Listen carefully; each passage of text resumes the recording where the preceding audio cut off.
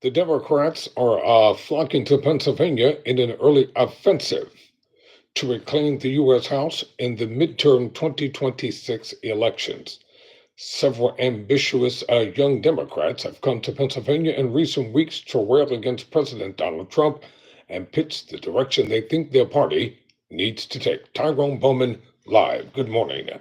According to the Philadelphia Inquirer, U.S. Representative Ro Khanna, a Democrat from California, represents Silicon Valley, but this weekend he'll rail against President Donald Trump and GOP proposed cuts to health care from podiums in Allentown and Levittown, two battleground communities in a state crucial to the 2026 midterms. For Kahana, a progressive lawmaker and an ally of Senator Bernie Sanders, an independent from Vermont, who views himself as one of the Democratic Party's next generation of leaders, it's a bit of homecoming event. Kahana was raised in Bucks County, and his visit is expected to draw an audience that will include his former teachers and his parents who still live there, as he aims to connect his Pennsylvania upbringing to threats he thinks Trump's agenda poses to working class families. Bucks County gave me my chance in life, said Kahana, who was catching the Phillies Sunday matinee in Pittsburgh Pirates before the political event in Bucks County later in the day, quote, close quote. I had a good public education. I got student loans to go to school and get a college education. I had teachers and people who believed in me. And I feel like this Republican budget, by taking away funding for education, taking away student loans, taking away funding for Medicaid, is really depriving the next generation of the chances I had, and I wanted to go to my hometown, Bucks County, and say that. End quote.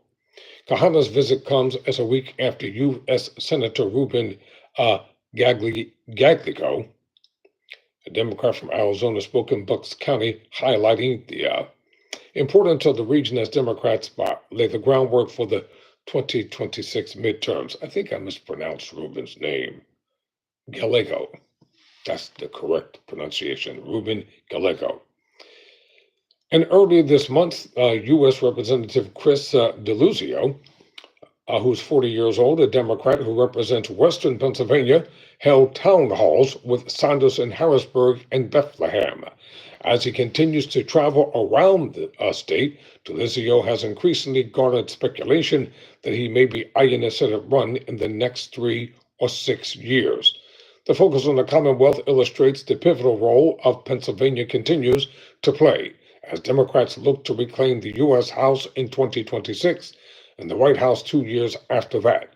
The state's battleground district remains fertile ground for media attention and message testing for the young Democrats rumored to be considering more ambitious races of their own. Gallego, 45, who was just elected to the Senate in November from a state Trump won, would not confirm nor deny he will run for president in 2028. Of course, I've thought about it. He told reporters, adding, he has a third child on the way and a new Senate job to learn.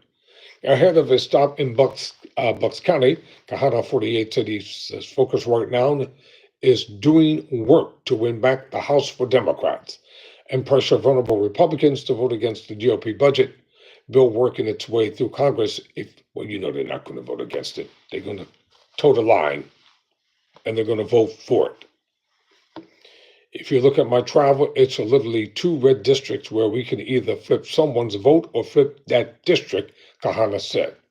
He added that he thinks voters want to see, quote, a new generation of people leading the party, naming Gallego, Governor Josh Shapiro, Senator Cory Booker, and former Transportation Secretary Pete Buttigieg as some of the Democrats shaping the national conversation.